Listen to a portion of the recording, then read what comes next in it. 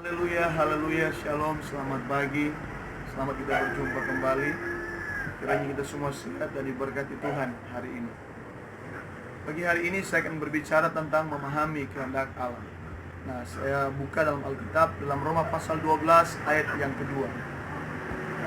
Janganlah kamu menjadi serupa dengan dunia ini, tetapi berubahlah oleh pembaharuan budimu, sehingga kamu dapat membedakan manakah kehendak Allah, apa yang baik, yang berkenan kepada Allah, dan yang sempurna.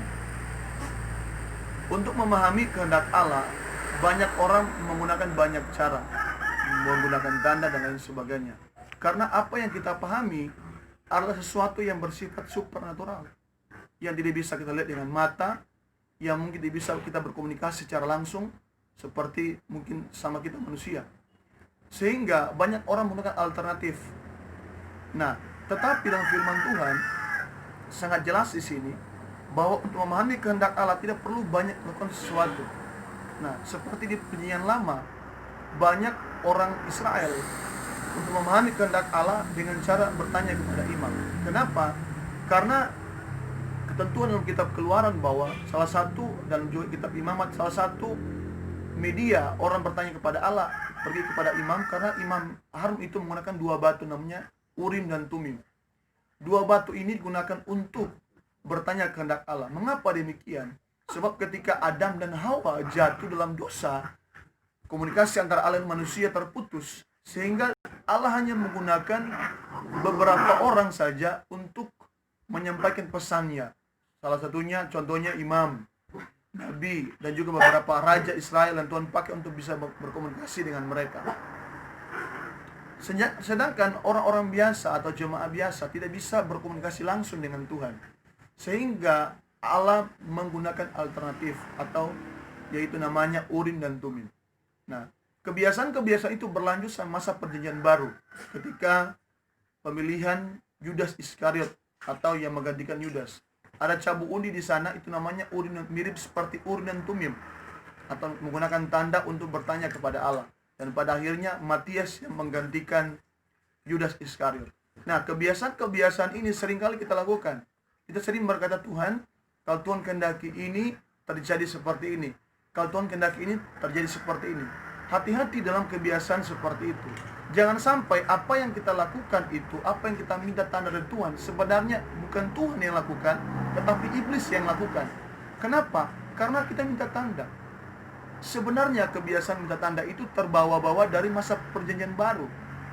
Tetapi dalam masa Perjanjian Baru sekarang atau pembaruan sekarang atau zaman kasih karunia ini, Allah telah mencurahkan Roh Kudus.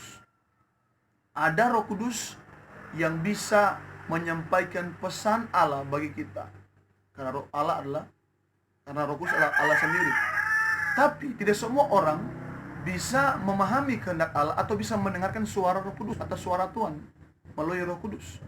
Mengapa? Karena kurang namanya kepekaan.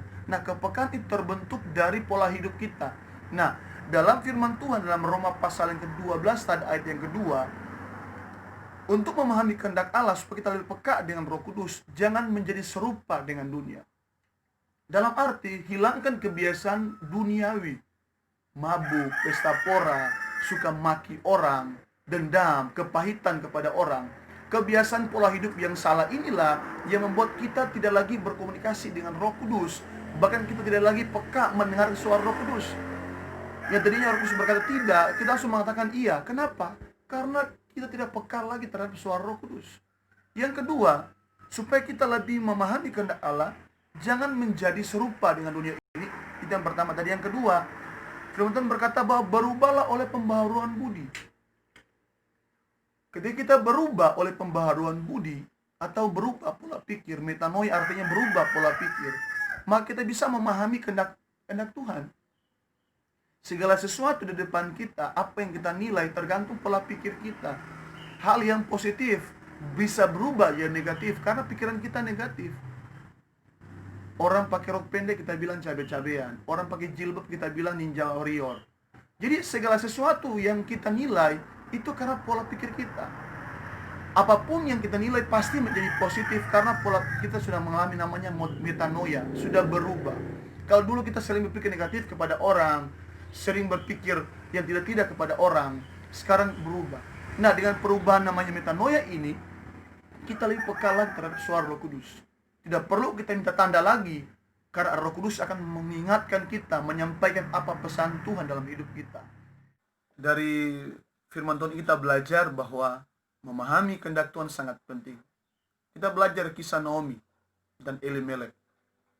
Ketika terjadi kelaparan di Bethlehem, Yehuda, Naomi, Elimelek suaminya, dan kedua anaknya Malon dan Kilion langsung lari ke Moab. Nah, mereka tidak tahan kelaparan di sana. Mereka lari dengan berpikir mereka terbebas dari masalah.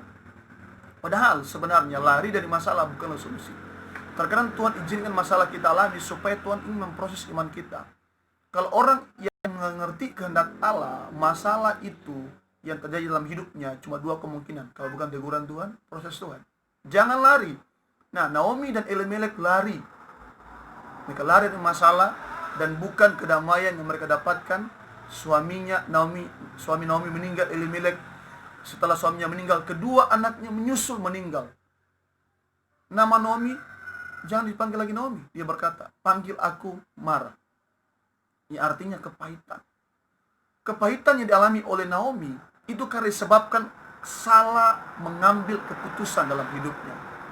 Jadi teman-temanku sekalian, jangan sampai kita salah mengambil keputusan dalam hidup. Jangan sampai nasib Naomi kita alami, kepahitan yang besar kita alami karena kesalahan memilih dan mengambil keputusan. Jadi mengambil keputusan tepat sangat penting.